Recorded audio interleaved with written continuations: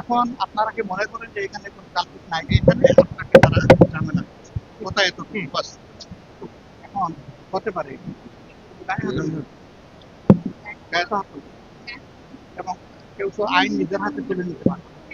আমার যদি কোনো কনসার্ন থাকে যে আমি আমি অথরিটিকে আই মে বি গিলটি, আমি ইনফর্ম করার লোকটাও গিলটি, আবার আমি ইনোসেন্ট হব, কিন্তু আমি তো সলভ করার কেউ না। ঠিক আছে, এখন আপনারা কি মনে করেন যে এখানে কোনো কালপিট নাই? মানে ভবনের ভিতরে এরকম আর কেউ নাই মনে করছে?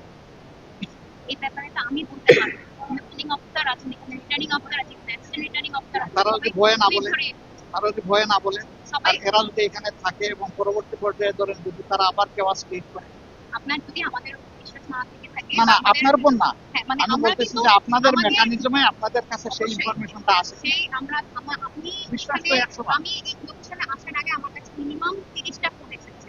যদিও আমার দুটা পেট্রোল এখানে ছিল, আমাকে সাধারণ জনগণ, সাংবাদিক, পুলিং এজেন্টরা, রিটার্নিং অফিসার, ম্যাজিস্ট্রেট সবাই ফোন দিয়েছেন প্রবলেমটা সলভ করার জন্য। কারণ আমি এখানে এই আসনের কোনো দায়িত্ব না। না, আমি তো বুঝতে চাই। জি, আমি বলতে বলছি আমি আমার কথা হলো যে এখানে যদি এরা থেকে যায় তাহলে তো আবার তারা প্রবলেম ক্রিয়েট করে।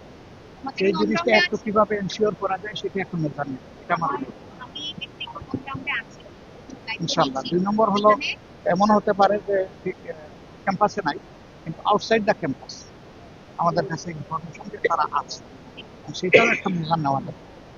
কেউ এখানে এজেন্টের বাইরে এবং যারা ইলেকশন কন্ডাকশনে আছে